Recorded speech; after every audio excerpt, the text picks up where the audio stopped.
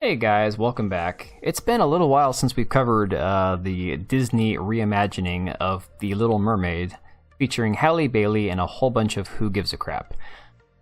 Basically, there's been over the last few weeks, there's been some clips, there's been some songs, we've seen some really horrible animation, and honestly, like everything in this just looks disjointed. I mean, the singing is beyond lifeless. It doesn't sound at all. I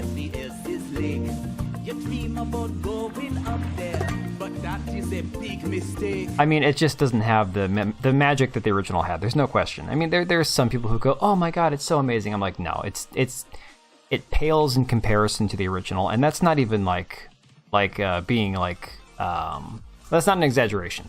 It doesn't come close. Okay.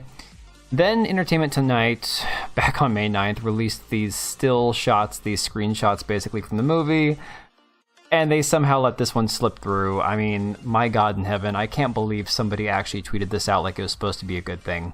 And it's unfortunate, because you could take a screenshot or pause a movie or a TV program or something you're watching online, and you could get anybody in the middle of talking or moving their face and make them look embarrassing. Okay, that could happen to anybody. But so now what we have is the soundtrack has been uploaded to YouTube by Disney, preparing for the movie to be released. And this is back on May 18th. And I'm going to try to play a couple of snippets of this song Scuttlebutt for you. This is the only one I've actually really paid any attention to because it's so horrible. And this is Awkwafina, the woman that's playing Scuttle, who's supposed to be a boy character. So I don't have a clue in hell if this is supposed to be a boy or a girl in the movie. I have no idea. But here's... So let's go. We gotta go before the sun goes down. What? Gotta get her ready for the big showdown. Right. Go ahead and get her out of bed and get her ready for the wedding. Set the setting so we can't slow down. I mean, that totally makes you think of Little Mermaid, right? And so people are just roasting the hell out of this. I mean, it's got 12,000 downvotes to 2.2 thousand upvotes. It's just getting destroyed, okay? And like another part of it that just is like nails on a chalkboard here. I'm gonna play this for you real quick. Hey, wake up, wake up, wake up! What? Hey, have you not heard that scuttlebutt? Your butt? No, the gossip, the buzz, the who said what, who does that. I mean, that is just, it's like torture for the ears. It's horrible. I mean, if ear herpes was a thing, this song would cause them, okay? And so, rightfully so, a lot of people have pointed out, like, Awkwafina, why was she even cast in the role? This is a children's movie, this is disturbing. So this guy, DFW Clayton on Twitter, said, Disney, we had to cut Ursula's body language line because kids won't understand it and it's offensive. Kids Googling Awkwafina after they listen to the Scuttlebutt. And if you look at this Google result here, Nora Lum, known professionally as Awkwafina, is an American actress, rapper, and comedian. She rose to prominence in 2012 when her rap song My Vag became popular on YouTube. I mean, think about that a second. Literally, like, that's what you'll get when you Google somebody, right? And so people have rightly pointed out that this song is horrible, that the soundtrack, I mean, some people think the soundtrack is just wonderful and Halle Bailey was born to be Little Mermaid, like this gal who writes for Decider, Raven Brunner, her name is. She's all like, where to begin? The Little Mermaid made my heart sing. Halle Bailey's incredible.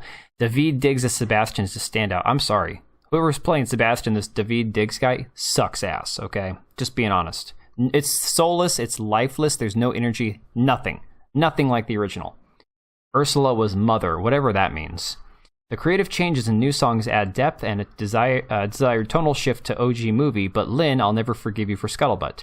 Now, I'm not even going to take this person's opinion seriously because further down here, you have this person that's like, you liked Uncharted Waters? That song made me roll my eyes hard.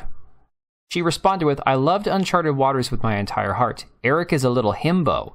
I adore lovesick ballads and was thrilled to see a man be the damsel for once. So this is the entire plot of this movie, right?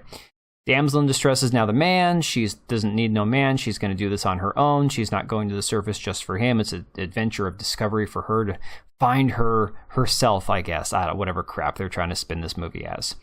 So now there's been a recent thing because apparently in the movie they appear to be mocking British royalty. Now, what connection this has to British royalty, other than the fact that a lot of Disney fans are probably also Meghan Markle sycophants and hate the royal family because of it. I don't know, maybe there's a connection there.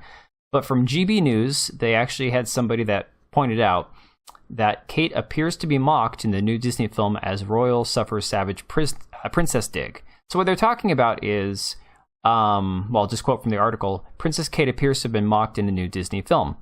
The Little Mermaid has not been released in cinemas, but critics are being allowed to watch early screenings of the film. One reviewer has highlighted a scene in the movie that looks to be critical of the Princess of Wales. They explained Ariel has sacrificed her voice in order to get to the surface and meet Prince Eric. She can't speak, so he tries to guess her name. The reviewer continued, his first guess is Diana. His second guess is Catherine, but after Ariel gives a disgusted reaction, he concludes, okay, definitely not Catherine. The guesses of Diana and Catherine looks to be referencing Prince William's mother Diana, Princess of Wales, and his wife Catherine, Princess of Wales. The character's reaction to the guess of Catherine looks to be a swipe at Princess Kate. The reviewer added, during their interview with Page 6, Disney would be disingenuous to imply those name choices were coincidental. In the 1989 version of The Little Mermaid, Prince Eric used the name Diana when trying to guess Ariel's name. The fictional prince also guessed the names Mildred and Rachel, but not Catherine, which looks to be a new addition. Ariel also screws up her face in disgust as a response to the incorrectly guessed names in the 1989 film, which is correct. I remember that scene. So it's not a new concept. So in the cartoon, he guesses a few names, and they're not, well, I mean, they're normal names, but they're just not her, right? And she just gets this disgusted look on her face. But what they're implying is because they made the active choice to add Diana before Catherine, to add Catherine after Diana.